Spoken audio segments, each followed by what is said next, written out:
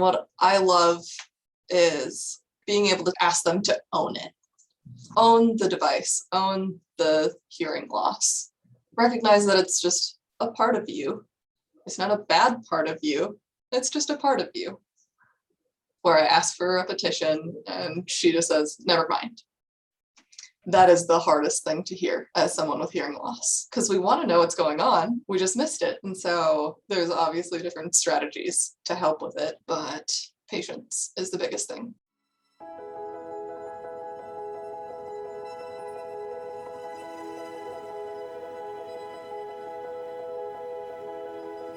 Welcome to the Hearing Wellness Journey podcast, an exploration of determination, hope, self-discovery, and triumph. We'll share the personal experiences of those that are living with hearing loss and provide a haven for their stories to show others that they are not alone in this journey. Please welcome your hosts, Dr. Dawn Hyman and Lindsay Doherty. Welcome, everyone, to this edition of the Hearing Wellness Journey. I would like to introduce our guest today. She is Dr. Rachel Algor. She is an audiologist, and she had reached out to me and said that she would like to tell her story because it is pretty unique with her hearing loss journey. So without further ado, Dr. Allgor, could you tell us who you are and where you're from? Well, thanks, Dr. Hyman. I was born and raised in Minnesota. It's a suburb of the Twin Cities called Hastings. It's actually the same city that my dad graduated from and both of his parents. So I'm third generation from there. And my mom is a Korean adoptee and was adopted into a small town in Sleepy Eye, Minnesota. No one ever knows about it. It's where a little house on the prairie is, though. So fun fact for everyone there. That is cool. And so I got an older sister, 3.5 years older than me, and she definitely plays into the story too. But her name is Krista. My mom is actually a deaf and hard of hearing teacher. So we can start the story with that. When I was born, it was a few years before the universal newborn screening was put into place. And my mom was noticing, first up, had a ton of ear infections, fairly typical in a baby. But she noticed that whenever I was in a central part of the house, I would have no idea where sound was coming from. So if somebody was talking down the hall, I would go into the kitchen, or vice versa. Or if there were two people talking, like one on the right and one on the left, I would always turn to the person on the left. I would never go to the person on the right. It's like, well, that's not normal. So brought me into the ENT and determined that I had a cholesteatoma. And that is a benign tumor on the middle ear bones. So like the hammer, anvil, stirrup. It's not overly dangerous. It's not cancerous, but it's definitely not supposed to be there either. And if it's left to keep growing, can cause a lot of issues. So I had my first ear surgery at, I think, 1.5 years of age. So I have no memory of any of this. It's just all stuff she's told me. Wow. You were that small when your mom noticed that you kept turning one way and they found a cholesteatoma. Mm-hmm. She was familiar with all of the surgeons in the area at that time and ended up getting me to the Mayo Clinic down in Rochester because she could either go with a surgeon who had great bedside manner or a surgeon who was a fantastic surgeon. She's like, well, let's go with the fantastic surgeon. He didn't work with pediatrics often, and my mom had been touching my ears, looking in my ears since I was born. So whenever I was at a doctor's office, I was super compliant, which the surgeon liked. And so he agreed to work on me. So I had first surgery at 1.5 years. I think I had another couple over that time period. Then at 2.5, I had a prosthetic put in. If anyone knows toddlers, you know that they don't stay quiet for very long or busy, and you had to stay rested, not jostle your head for about 2 months. I lasted about 14 hours. So that prosthetic dislodged pretty quickly, and I went through all of elementary school with a maximum conductive hearing loss in my right ear. Wow. So it was like you had an earplug in that ear. Yeah. Uh-huh. A very good earplug. For kindergarten and first grade, I had a sound field system. And so that's when the teacher has a microphone and there are like little speakers hidden throughout the room. And so we used that for a couple of years. And then in second grade was the first time I got a hearing aid. I distinctly remember they tried to put it in my good ear at one point too. And I was like, I can't tell how loud I'm talking. This does not work. So I ripped that one out pretty quick. And at that point, I had like the teacher wearing a microphone still that went directly into my ear. With And the hearing aid on. Yep, with the hearing aid on. Do you remember what color it was? Oh, that was the big like beige banana. Oh, it's terrible. In the second grade? It had a big antenna coming out of it as well for the FM part of it. Oh, yes.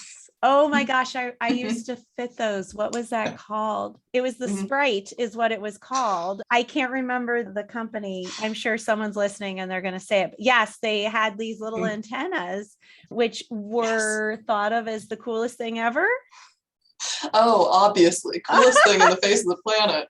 Oh, but like my mom was not my deaf and hard of hearing teacher. I had a different one who she was good friends with, who I still see around town now, actually, because we were at the same church and her son played tennis and I played tennis.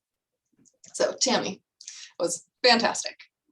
But I remember pretty early into the school year, she came in and then I went into the hall with a friend and the microphone, and she had the listening scope. And all of the other kids in the class got to hear how I heard. Oh, cool. And so me and a friend were just talking in the hallway, doing whatever with the mic. And then everybody in class got a chance to listen to what the hearing aid was doing. I very distinctly remember that experience because it really allowed everybody else to understand. Like, oh, that's why she wears this weird thing in her ear. So that was a lot of fun. What grade was that? That was still second grade. Still second grade. So it was right after I got it. Did you experience any bullying or was everyone pretty embracing of this? I wouldn't say embracing, but there was never any like overt bullying that I remember. Cool. Unless I've just blocked it out. But I remember more distinctly on the playground not being able to hear well. If we were playing a game that required hearing, it suddenly became very difficult. To this day, I do not play Marco Polo. I sit and spin in circles to the left. Yeah, because you can't wear your hearing aid in the water. Yep. Yeah. So have I gotten better as I've gotten older? Yes. Was it traumatizing as a child? Yes. This is a school-owned hearing aid. So every morning I would go to the nurse's office, pick it up, drop it off before I left school. Then just wasn't amplified at home. How did that feel to say, okay, for the summer, you have to give it back? Did you enjoy having the stereo effect? Did it feel balanced when you were in school? What was it like in 1999? I mean, the sound quality just wasn't great. I never liked the hearing aid. Could it help me hear better? At least the teacher? Yeah. Did I notice it that much in class? No. I always sat in the front on the right side. My last name facilitated that too. Like I noticed it here and there at home, but not overly. I developed speech normally because I had the good hearing ear. So I personally didn't notice a huge impact when I was that young. Except on the playground, you could tell if the kids were calling or there was a lot going on. How was gym class? I always took it out for gym. Do I remember why? Not really. I think I was scared of losing it. Yeah, it kind of makes sense though too. Oddly enough, that is when it got lost. Oh, it did? Fourth grade. So at that point, I also didn't want to wear it really anymore. Yeah. I think more people were noticing it and commenting on it. And so I got self-conscious. And I took it out for gym class, went to go pick it up, and it wasn't there anymore. I swear to this day it was stolen. Who knows? So lost it then. My mom already knew that I didn't want to wear it anymore. And she'd been around enough kids with hearing aids. I was like, okay, it's not worth forcing it right now. But she would still pull me out of class every now and again to go on field trips with her kids who had hearing loss. Oh, that's cool. So I remember north of the cities, there was like a track and field day just for deaf and hard of hearing kids because the district I was in didn't have a huge kind of like community around the deaf and hard of hearing kids. And so my mom would just pull me out and bring me with hers, which is a lot of fun. I remember those days too. Oh, that sounds like fun. Did you feel like you got to be a part of another community because, you're half hearing impaired? What was that like to be with those kids? Some of it just felt like a different world. The district she was in then was Red Wing, and she had a lot more signing kids. And so it still felt like I wasn't really part of that community because I didn't have to sign. Did I know some? Yes, but not enough to be fluent. It's still like, nope, I'm still not quite in that group, but I'm not quite in this group either. Not sure where I fit. Were there other kids that were encouraged to come to this track and field meet that were hard of hearing, we'll call you, from the regular inclusive program? Did you meet anyone that was like you, that was speaking but wore hearing devices? I mean, there was plenty of kids who were speaking that were amplification or hearing aids. A lot of my mom's students were that too. They were just pulled out of class a lot more and got more support. And so I don't know how many other general ed kids there were at that day. Yeah. Or those days. I remember going for a few years at least. And so that was elementary school. Middle school hit, and I realized that it was getting a lot harder to keep up in classes without the hearing aid. And so I guess I asked my mom at the beginning of 7th grade, like, hey, can I have another surgery? I'm lucky enough to have a hearing loss that can actually benefit from a surgery. So they put in another prosthetic over Christmas 2003. And I still have that prosthetic in. It absolutely got me out of gym class during the swimming section. I was ecstatic. That's so great. That's the one, at least if you're middle school. Oh man, that was perfect. So 2 months of relaxing, not doing nothing stressful, don't lift anything heavy. Although I couldn't be in band either because that was too much pressure, like forcing out air. So it's more of a bummer for me. So it worked. Now you're an audiologist. So can you share what do you know, or have you seen your previous hearing test results? Do you know what happened? Can you share with us? So prior to the surgery, I was at like a 60, 65 decibel flat across frequencies. After the surgery, right after the surgery, it probably got it up to a reverse cookie bite at like 50, rising to 35, back down to like 50. Over time, it's gotten better as the prosthetic has integrated more. So with the original surgery, they were able to keep the long arm of the malleus and the foot plate of the stapes. So there's more than normal for them to actually attach the prosthetic to. So now it's at almost a flat 30, 35. It peaks a little bit in the mid frequencies, but my left ear is at like 0 and 5. Right. So do you try to match that? Like when you were in middle school, you asked mom, 7th grade, can I get this surgery? And so it didn't bring back perfect hearing, but it recovered a lot. What did your life look like after that, amplification wise or with remediation for school? I got another hearing aid in 8th grade with the microphone again. And schoolwork, I always did well. I just wanted to be in honors classes. And so that's why I wanted the surgery, because my friends were in those classes and I wanted to be in. Without the device, it was just too hard. So it was at least a better device in 8th grade. It didn't have the antenna anymore. I think that one was like a darker gray. And then freshman year, we had a bunch of money saved for my sister to go on a school trip in the school fund. And that trip ended up getting canceled. And my mom knew the principal. So she was like, hey, principal, either the school can pay for the hearing aid and FM system, or you can let us use this money and we'll pay for it through you guys and Rachel gets to keep it. Mm. They're like, well, we don't want to use our money. So sure. And we got to use those funds towards a hearing aid. Nice. So I got my own FM system at that point, which was the Phonak iLink. Yeah, that sounds about right. Yeah. I still have it. So I had that device from 2005 through, I was halfway through grad school, 2015. So what was the hearing aid? Did you get the Savia Art? Or do you remember what The was Phonak one from 2005? Yeah. It was called an iLink.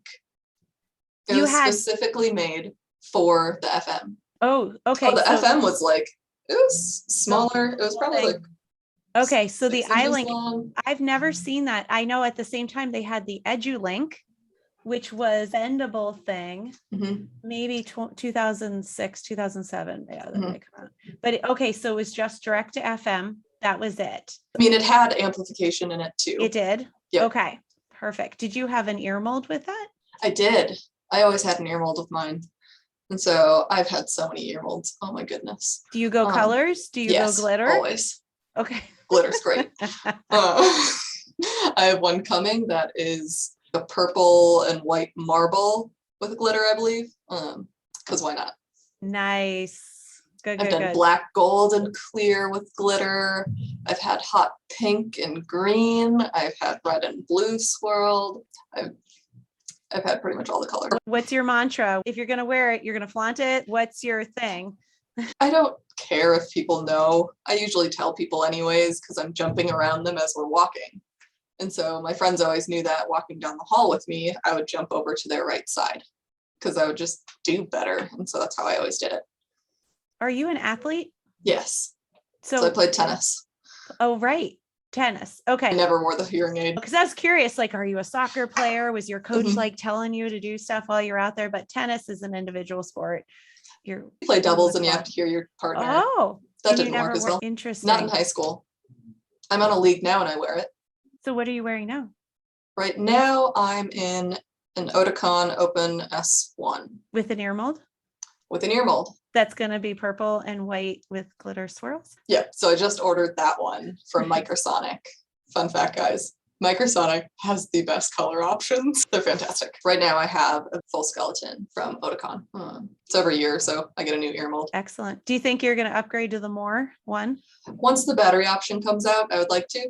I go camping too often and I just don't want to have to deal with the charger. So that is my only reasoning because I only wear a single device. So the size is the same because I get the one that's a little bit larger to have the up and down toggle. So wore the hearing aid much more off than on all through high school, college, and into grad school. In high school, somebody else had a hearing aid.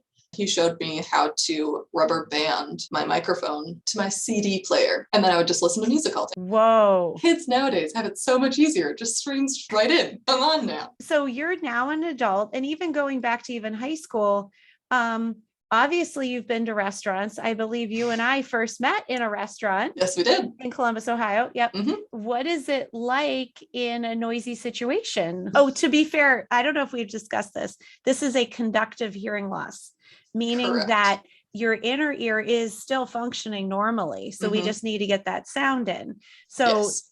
different than someone who has a sensory neural hearing loss on one side that maybe doesn't hear speech so well.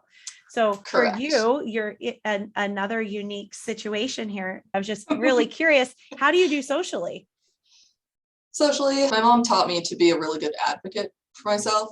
So I always place myself in the spot where I'm going to have the most success with my bad ear towards usually nothing, and then my good ear towards the majority of all the speech that I want to hear. So some situations are harder than others. Obviously, if there's a speaker playing music close by, it gets really hard. That's when I notice it most. In certain bar situations, I've definitely handed a friend the remote mic. I just pop it on them and use that because it helps. I'm like, okay, I'll do anything that helps, make life easier for myself. But for the most part, I get by. I've learned how to lip read, speech read. So without the device, it's harder. With the device, it's easier.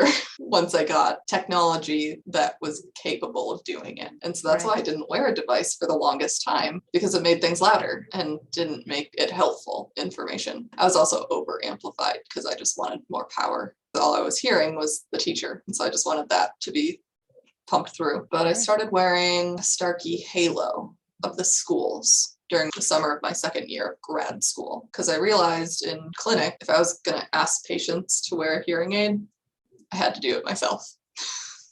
Interesting. What color was that? The schools was black. Okay. You didn't get a red one? I did not get a red one. I ended up with a white one of my own. And then I got a Halo 2 a couple of years later. And then I got an open one. That is the one major benefit of being an audiologist. I get to try out all the different hearing aids. Yeah. Do you tend to change the algorithm to a certain fitting algorithm that you prefer? It's usually just the proprietary algorithm, although I love the lyric. It just was so hard to tell patients that I was wearing a hearing aid when they couldn't see it. Interesting. Yes. Because the lyric is analog, right? It is. Which is very interesting. And that's, you just need the power. Yep. So the sound for me was fantastic, but I also like the Bluetooth features with the hearing aids and the iPhone. So it made more sense for me to keep a behind the ear device. Plus I can't fit the lyric on myself really. Because when you're camping, you're changing out your hearing aid, of course. Yes. I could see how you could have a lot of fun trying out the latest in technology and seeing what pairs and what apps. Oh, so cool. So I know they suggested it to you in the second grade and you didn't like it, but have you tried wearing 2 hearing aids to try to benefit from the digital signal processing and directionality? Just curious. I haven't. Yeah, I've always known that's a limitation of a single device. It feels so weird to have anything in my good ear. It's really tough for me to tolerate that feeling. So I definitely sympathize with patients who are like, I don't like the feel. I was like, yeah, I get it. Sorry, you have to deal. I haven't done that anytime recently.